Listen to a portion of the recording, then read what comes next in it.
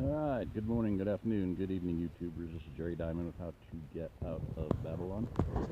And I have guided out, and I was more careful about lining those up, the guy lines with the corners. So it's a lot more stable. With the air vents on both sides, see there's extra guy lines there, so it looks good there. It looks like a little sidewall. But the door sides don't look like that. They look kind of funky, limp. Now, it's not on totally level ground, but I just can't see that would make any difference. If anything, these should be tighter because, it maybe drop it off a quarter of an inch or half an inch. I don't know. The center of it's on the high spot. But you can see the straight on, down, doot. And on both sides I used the guy line stick for the two center, adjacent vent flaps. And I've got those closed. It was supposed to get down to 31 last night, but I didn't notice. So I really like it. I mean, I want to get see, now this door on this side is pretty tight. So if anything, that's dropping off over there, and it should be tighter. I think it would be tighter, but someday I'll set it up on perfectly level space. It may be the fabric is a little bit out of whack. Maybe the UV wind, I don't know, maybe it stretched it a little bit. But over from this angle, it looks good. Everything looks real good. So, once again, this is a light duty Tipi, I would say. It stands up to rain, stands up to wind pretty good. You can see that guy line right up the seam. So that made a lot of difference in it. One of the things that is, I think, pretty tacky is you cannot shut the door. I mean, there's just open there. So if the wind was blowing and it was raining, that one guy had the teepee basically had a river running through it. Said it wasn't the teepee's fault. Well, yeah, it is. You can't go outside and put a block on it, and that's not going to stay there. It doesn't stay there. Concrete block might, but you got to go outside to put that on. How do you get back in? You got to do it on two doors. Ain't going to happen. So another factor is if it snowed or iced, you're not getting out unless you cut a hole in the wall. If the zipper freezes. So I would say the Winterial, and that's the one of the flaps, air flaps with one of the zippers open, and it's got two zippers, which is kind of neat, kind of a nice feature. See, there's another zipper up here, so I think there are two.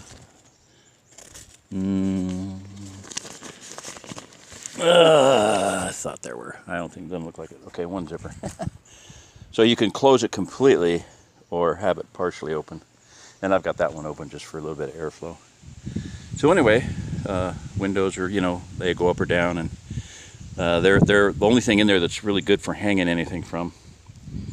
And they've got some kind of attachment cord. It's a rubbery cord. I got it at a Bass Pro once upon a time. And I'm going to attach that to the light pole, the center pole. I use it for hanging a lantern on. I just crimped a wire hanger down real tight so it kind of stays in place. Sometimes it slides down, but I can adjust the lantern, slide it up, slide it down, which is nice.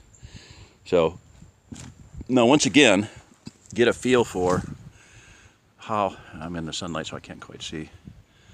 I would love to measure that. I'm going to say that's pretty close to a 45-degree angle. I got down here, maybe you could see it better. And then the Winterial is quite a bit of steeper wall, so it's going to have a better runoff of rain, snow, ice coming off, melting off, tapping off. It'd be easier to get it off. But again, from over here, there's the door. Limp, just weird. And you cannot pull those out any farther. And like I said on the Winterial, much more of a four-season tent than this one. These, whatever you want to call them, flaps, gutters, or whatever, stake out right here. right there. And you could pretty easily put a grommet in there or sew a hole in there. Melt the hole, sew it in, and that would at least hold it out. It doesn't have to be much. You know, you could clamp onto it. There's clamp things, and that's probably what I would do, would be to get some, you know, tarp holders, clamps, and just tack that out. I would just hold it out. That's all it needs to do. That way the wind doesn't blow it under and the rain go underneath. So you can see how it's just kind of random there. So tucked in some places and some places not.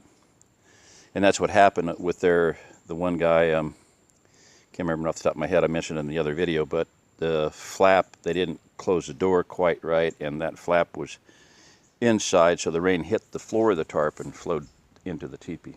So, alrighty, that's it. I got to get back to my yard work. So, this is Jerry Diamond. If you're listening to this, you are the remnant. Both of these teepees, I like them. They're very inexpensive. This one, you can get this one on eBay for $117. Somebody opened the box, big whoop. And two of them for $255. And the Winterial is quite a bit more expensive. I think it's, I don't know, $150 maybe, ballpark guessing. Anyway, it is a lot better built, The cupola are different. These, you have to adjust them manually. The other ones are shock corded. However, this one does allow for quite a bit of airflow. So I would recommend getting all kinds of things I like to get. I'll do another video on it, but I've been using a laser gun temperature, so check the temperature on the floor, you know, walls, roof, you know, the cupola, bonnet, whatever. All right, so that's it. This is Jerry Diamond. If you're listening to this, you're the remnant. Thank you. Bye-bye. Please like, share, and subscribe. Help me out. Hopefully getting some more videos out here before long. Alrighty.